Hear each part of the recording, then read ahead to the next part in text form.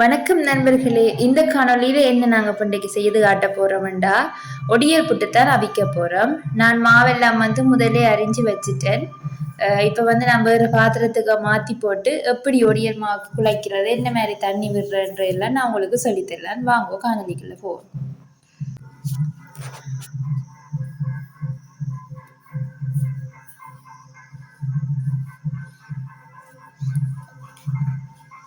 Okay, இவ்வளவு மாவும் தான் நான் இன்றைக்கு புட்டு குழைக்க போறேன். இது ஒரு நீத்துப்பட்டி அளவுக்கு வரும்.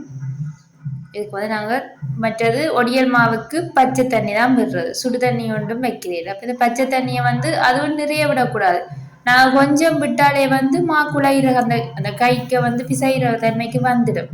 நிறைய விட்டோம்னா அது இந்த களி மாதிரி வந்துடும். அப்போ நீங்கள் முதல் இப்போ நான் பாருங்க கொஞ்சம் தண்ணி விட்டுட்டு தான் குழைச்சி பார்க்குறேன். ஓகே, காணாதண்டா பிறகுதான் இன்னும் கொஞ்சம் தண்ணி விட போறேன். நான் உங்களுக்கு ஃபுல்லாக கட் பண்ணிடுறேன்னு சொன்னா ஒடியல் மா கொஞ்சம் தண்ணி விட்டு தான் குழைக்கணும். நிறைய தண்ணி விட்டா களி மாதிரி வந்துடும். அப்போ நான் இப்போ இது காணாத மாதிரி கிடக்கு, கொஞ்சம் உருந்தத மாதிரி கிடக்குது. அப்போ இன்னும் சொட்டு பாருங்க, கொஞ்சம் கொஞ்சம் தண்ணி தான் விடுறேன். நீங்கள் இந்த அளவை பார்த்தீங்கன்னா தெரியும். நான் முதல் விட்ட தண்ணியும் இதையும் பார்த்துருப்பீங்க. இவ்வளவுதான் நான் இந்த மாவுக்கு தண்ணி விட்டு நான் கொஞ்சம் காணாத மாதிரி கிடக்கு. இது சரி, இந்த பதமே சரி. ஒடியல் மா அவிக்கிறது நல்ல ஈஸி ஃப்ரெண்ட்ஸ், நல்ல சத்தான சாப்பாடு இது. என்ன சொன்னால் முந்தைய காலத்தில் இதைத்தான் இப்போ எங்கள்ட தாத்தா பாட்டியெல்லாம் கூட சாப்பிட்டவை.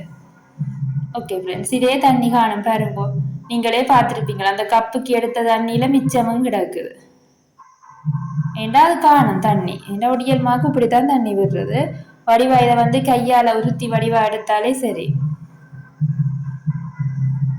வடிவா எல்லாத்தையும் உருத்தி எடுத்து போட்டு நான் கொஞ்சம் தேங்காய்ப்பு போடுவோம் ஃப்ரெண்ட்ஸ்.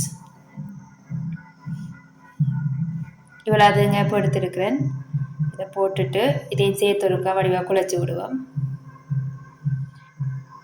இவ்வளோ நான் ஃப்ரெண்ட்ஸ் ஒடியல் மா புட்டு குழைக்கிற மாவின்ற பதம். இப்படி உருந்த மாதிரி வடிவா குழைச்சிங்களாண்டாலே சரி.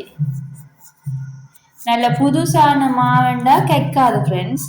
சில பழைய மாத்தான் கைக்க பார்க்கும். கொஞ்சம் கயிறுற தன்மை மாதிரி. புது மாவல் கைக்காது. பார்ப்போம், நாங்கள் அவிச்சு பார்த்துட்டு டேஸ்ட் பண்ணி பார்ப்போம். ஓகே ஃப்ரெண்ட்ஸ், வடிவா எல்லாம் உருத்தி விட்டுட்டேன். இப்போ நாங்கள் புட்டு பானைக்குள்ளே போட்டு இதை நீத்துப்பட்டியில் போட்டு அவிச்சு எடுப்போம். பாருங்க ஃப்ரெண்ட்ஸ், வடிவா அப்படி உருந்த தன்மையை அடுத்தீங்கன்றாலே சரி.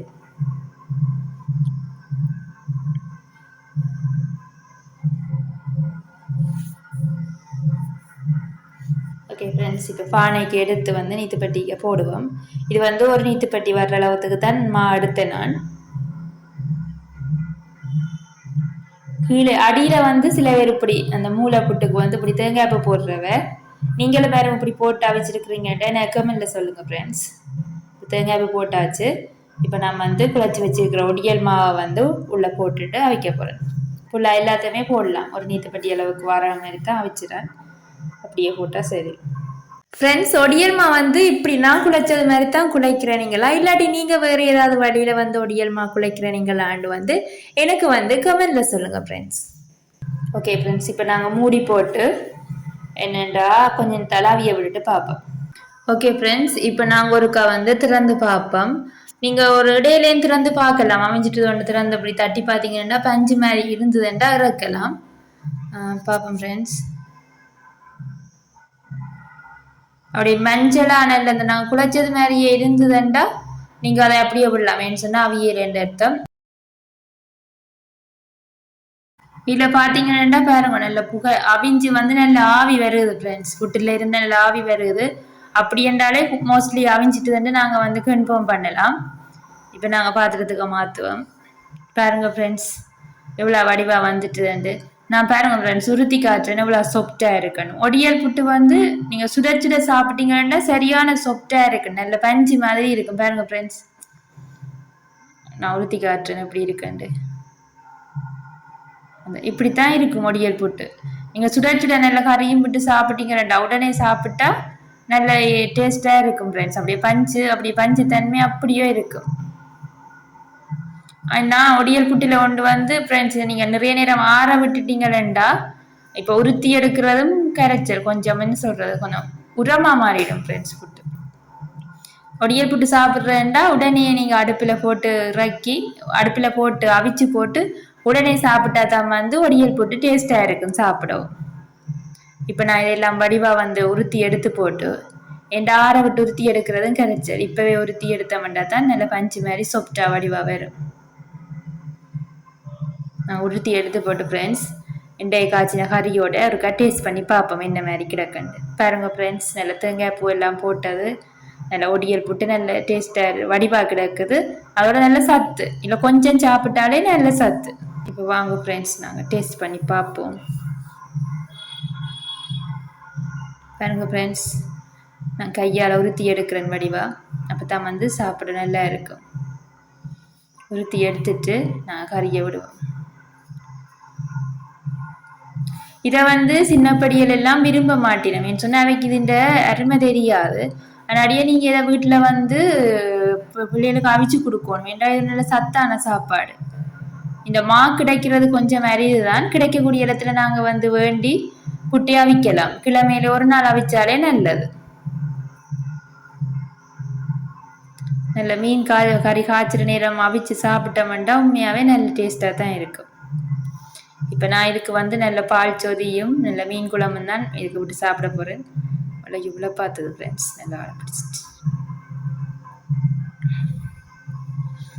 ஓகே ஃப்ரெண்ட்ஸ், பாருங்க குழம்பு நல்ல கெட்டியான குழம்பு. ஒரு மீனையும் எடுத்து போட்டுட்டு குழச்சி சாப்பிட நல்லா தான் இருக்குது.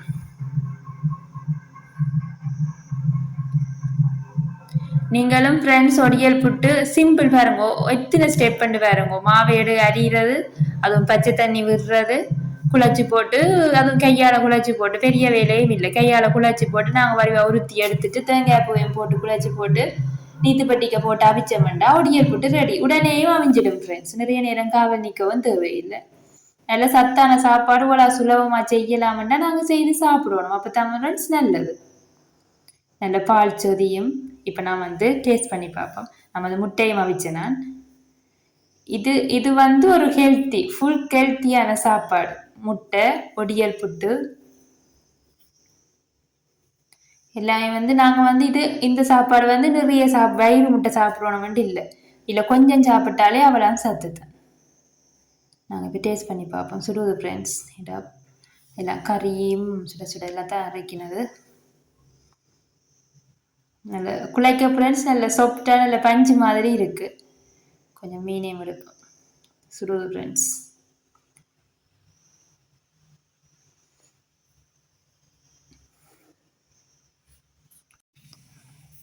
மீன், முட்டை, நல்ல குழம்பு, பால் சொதி எல்லாம் குழைச்சி போட்டு சாப்பிட சும்மா சூப்பர்.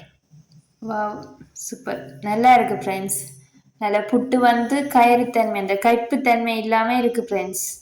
பாருங்க, புட்டு நல்ல அல்வா மாதிரி இருக்குது ஃப்ரெண்ட்ஸ். நீங்களும் இதே மாதிரி ட்ரை பண்ணி எனக்கு கமெண்ட்ல சொல்லுங்கள் ஃப்ரெண்ட்ஸ். பாய்.